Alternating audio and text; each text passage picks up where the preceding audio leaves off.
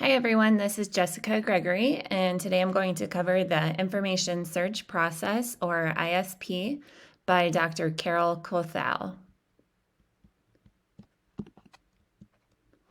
So I posted two articles for reading. The first one is Dr. Kothal's Developing a Model of the Library Search Process, Cognitive and Affective Aspects. This is where she really delved into the model. The second that I posted was revisiting the process after about 20 years. So it was called the Information Search Process Revisited. Is the model still useful? So, a little bit about Dr. Kolthau's history. Carol Collier Kolthau began her pursuit into education with a Bachelor's of Science from Keene College in 1959. She worked as a teacher from 1959 to 1963 while her husband was in law school. Dr. Kolthau and her husband were married in 1958, and she and her husband had 3 daughters during that time period when she was not working. Dr. Kolthau's husband, John Kolthau, encouraged her to begin pursuing her career and encouraged her to get her master's degree, which she stated in an interview what an unusual thing that was for a man to encourage at the time. Dr. Kolthau completed her Master's of Library and Information Science at Rutgers University in 1974. She says that she chose a specialization in school librarianship because it fit with her family, and cites that all throughout her career, she has had to balance all of her roles as a mother, a scholar, a researcher, a teacher. She then returned to the workforce and worked as a library media specialist and then as a head librarian from 1974 to 1985. She began consulting with her husband about pursuing a doctorate, and he continued to encourage her, telling her to maybe just try it for a year and see. In 1983, she obtained her doctorate in education from Rutgers University. She says that she pushed through the program as quickly as possible because she was already 45 years old and felt that she needed to have a concise timeline for completing her doctoral research. She would go on to serve as a professor in the Rutgers Library and Information Science Department from 1985 to 2006. During this time, she received the rank of Distinguished Professor, which Rutgers holds as a special rank that requires additional review beyond that of a full professor. She also served as the director of the Library and Science Graduate Program. While working in a high school library, Dr. Kolthau began to notice that students were having difficulty in the very early stages of research and thought that it was so interesting, because she was providing the students with sources, but realized she wasn't giving instruction on how to think through the information. She noted that at the time she was studying George A. Kelly's theory of personal constructs and realized that was what was happening in front of her. This is where her concept for the information search process began. Using Kelly's work as her theoretical framework, she was inspired to create the stages of the information search process. In order to construct those stages, she relied on qualitative research methods such as student journaling, short pieces of writing, timelines, flowcharts, and then major interviews over the course of 1 year, in which students completed 2 research papers. During this process, students were asked to include feelings as well as their thoughts and actions related to their research. Dr. Kolthau would later go on to complete 2 longitudinal studies and 2 quantitative studies on a wide range of users, including public library users, college students, and secondary students. And she found that the information search process still stood as accurate. Dr. Kolthau was seeking to understand the entire experience of the information seeker. She identified the thoughts, feelings, and actions that occur through each of the 6 stages within her model. The information search process begins with task initiation, or when an assignment is received, this causes apprehension and uncertainty. Actions may include talking with others about the assignment or beginning to brainstorm. During topic selection, guidelines of the assignment as well as personal interests will be considered.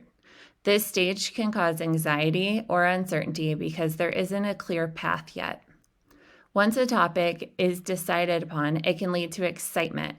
as well as a sense of relief, and the process of looking for relevant resources begins. The next step is exploration. This stage is often the most challenging stage in the information search process. This is where information collection begins in order to narrow the focus through reading, note-taking, and collecting resources. Feelings of confusion, frustration, and doubt may return, as well as a feeling of being overwhelmed. The next stage, focus formulation, is a turning point in the model because some clarity begins to form. At this point, there can be a sense of focus, relief, confidence, and optimism. The fifth stage is information collection. This is the most intense of the information search process, where information is sought from a wide range of materials using various search methods. This stage is where the direction of a librarian can be the most helpful. Feelings of confidence and increased interest in the materials occurs during the information collection stage.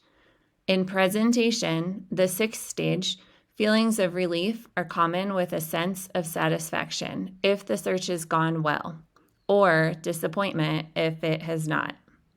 The task is to complete the search and to prepare to present or otherwise use the findings. A sense of relief comes from this final stage as the project is completed.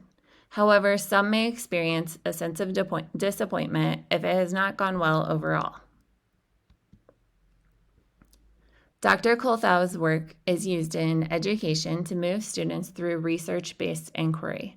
The ISP model is commonly referred to as guided inquiry in schools as the model that is used to guide students through the process to complete their papers or projects.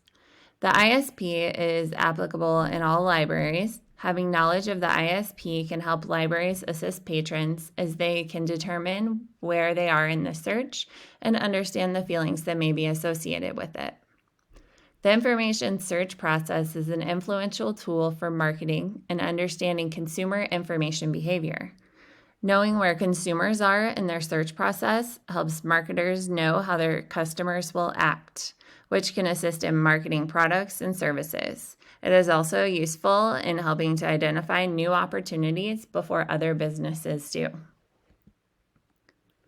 I've included a variety of studies that use the information search process as a theoretical framework, including Dr. Kolthau's own expansion into guided inquiry learning. Dr. Kolthau frequently relied on her own studies to continue to further her studies. I also included a study that was conducted by Dr. Nilo Saraf, in which she studied the brain using EEG to examine participants as they were engaged in the stages of the ISP. Her findings were similar to the feelings of students in the ISP studies. So now we're able to view the brain and see how the waves show intensity at certain phases in the process. Critiques that I found pertaining to the information search process often came from Dr. Kolthau herself. So some of the questions: is the ISP applicable in today's world of technology? Will the ISP change as information behaviors continue to shift? Throughout her career, she was constantly questioning and researching to see if the ISP was still valid. As of now, the ISP still stands and has even continued to grow in popularity as guided inquiry has become a staple in schools. Currently, both of her daughters still continue her research and are heavily involved in guided inquiry. So some additional resources, the book Seeking Meaning, a process approach to library and information services, Guided Inquiry Design, a framework for inquiry in your school. This one is co-authored by two of Dr. Kolthau's daughters. And then the updated model, Guided Inquiry, Learning in the 21st Century. This one is also co-authored by both of her daughters. And I actually used that book whenever I was getting my master's. I had a Guided Inquiry course, and that was the book that we referenced for it. So some of the references that I used throughout this video are available on this last slide here. Please let me know if you have any questions. Thank you.